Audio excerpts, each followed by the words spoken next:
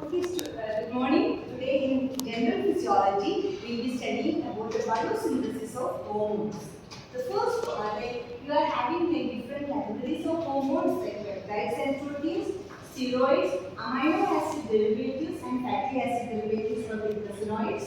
So coming to the peptides and proteins, they are products of translation. They are like considerably in size, and post-translational modifications happen, ranging from peptides as short as 3 amino acids to large multi-subunit glycoproteins. So many protein hormones are synthesized as prohormones, which are later proteolytically cleaved by enzymes and convert them into the functional or the mature ones.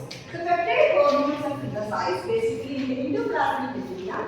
Later they are transferred to the Golgi complex, packaged into secretory vesicles for export, and they can be secreted by either one of the two parties. That is, one is regulated secretion, the other one is constitutive secretion. So the regulated secretion is like where the secretory granules are formed and they are released as or like somewhat known as a burst when they burst these secretory granules burst when stimulated, and is the most commonly used pathway and allows cells to secrete a large amount of hormones over a short period of time. Whereas constitutive secretion, the cell does not store the hormone but secretes it from the secretory vesicles as and when it is in the cell. It's a continuous process happening. Continuously it will be happening in the body.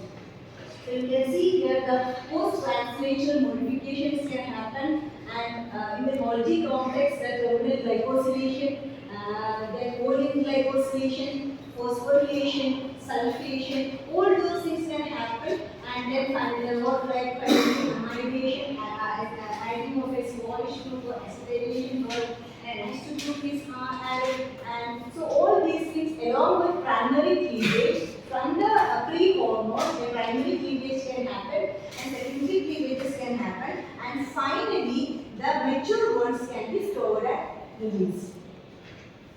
So coming to the steroid hormones, they are lipids and more specifically the derivatives of cholesterol. For example, it says steroids like the testosterone and adrenal steroids such as cortisol. The rate limiting step for these steroids is the synthesis of or the conversion of cholesterol to pregnenolone. Okay, so pregnenolone is formed in the inner membrane of the mitochondria, and then they are shuttled back and forth between the mitochondria and the endoplasmic reticulum for further enzymatic transformations which involve the synthesis of the derivatives of this steroid hormone. So newly synthesized steroid hormones are rapidly secreted from the cell. The increases in secretion reflects the accelerated rate of synthesis, and following secretion, all the steroids bind to some extent to some plasma protein so that they can be transported. This binding is often a low affinity thing or like non-specific also. So basically, sometimes the albuminic proteins will act as binding proteins. But some steroids are transported by specific binding proteins which clearly affect their half-life as well as the rate of elimination. Now, these steroid hormones are typically eliminated by inactivating metabolic transformations and excretion in urine or as bile. So you can see here the cholesterol is getting converted to pregnenolone by cytochrome P450 450, that is CYP11A, that is enzyme, which can get converted to progesterone. Progesterone with the help of the enzyme hydroxy delta 5 steroid dehydrogenase or 3 beta and steroid delta isomerase, also known as the 3 beta HSP. So then the other enzymes like CYP21A, that is cytochrome P450 family only, which can convert into 11-deoxycorticosterol and again getting converted to corticosterol. And this progesterone can follow another pathway by which 17-alpha hydroxyprogesterone is formed, which get converted to 11-deoxycortisol and finally cortisol. Whereas this pregnenolone can follow another pathway where 17-alpha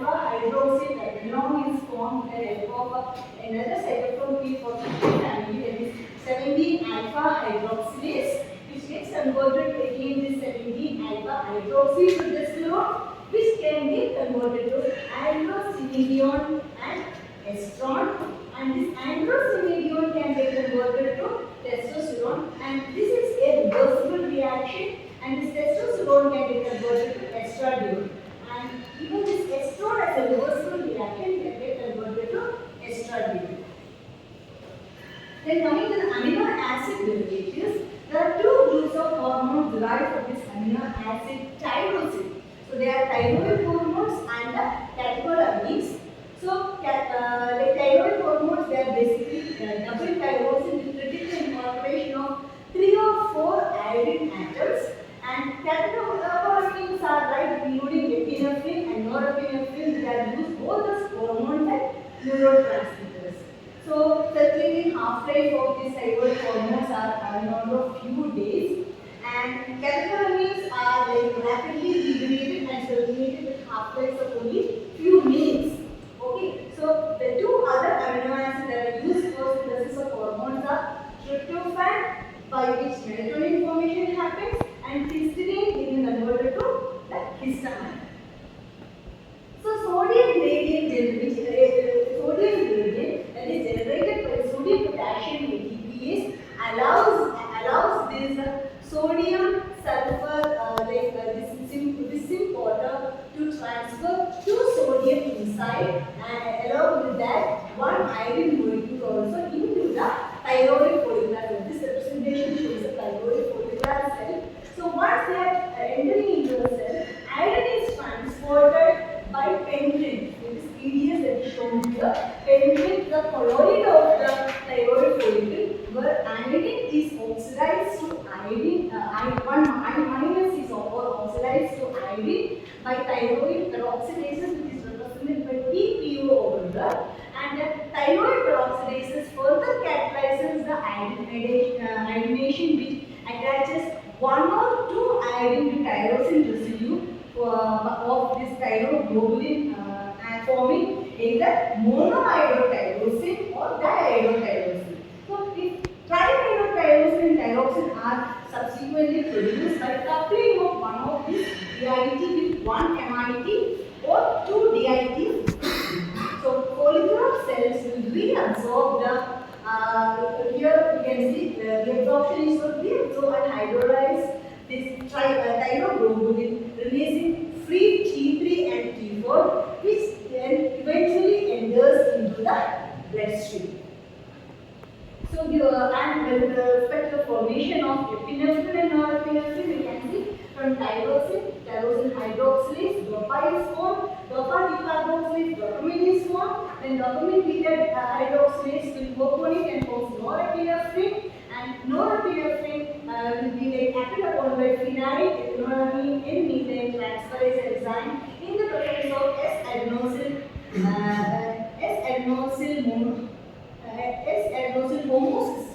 homocysteine, that is S-adenosine methionine getting converted to S-adenosine monocysteine, and epinephrine formation will take place. Coming to fatty acid derivatives of eicosanoids, there are a large group of molecules derived from this polyunsaturated fatty acids, or commonly known as PFAS, and the principal groups of hormones in this class are prostaglandins, you can see prostaglandins, then prostacyclins, leukotrienes, and prostacyclins, then thromboxanes. So all those things are coming under eicosanoids. Arachidonic acid is the most abundant precursor for these hormones, and stores of this arachidonic acid are present in the membrane lipids and released to the action of various lipases. And specific eicosanoids specified by a cell are dictated by what type of processing enzymes are present in that particular cell. So these hormones are rapidly inactivated by getting metabolized and autosins, and typically active only for very few seconds. So you can see here arachidonic acid is acted upon by lipoxygenase to give you hydroxyperoxide eicosanoic acid, or HTEG, which then get converted to glucotriene, and in the presence of glutathione and glutathione is transferred, it will get converted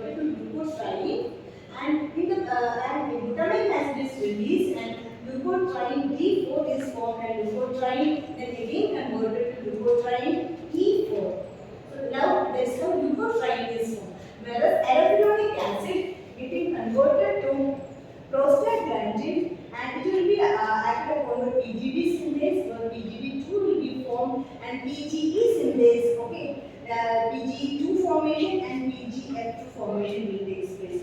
Whereas this prostaglandin on which the prostacyclin synthase acts, then prostacyclin is formed and finally 6-PGF is formed in the endothelial cells. Whereas if thromboxane synthase acts on this prostaglandin, thromboxane is formed. Thank you.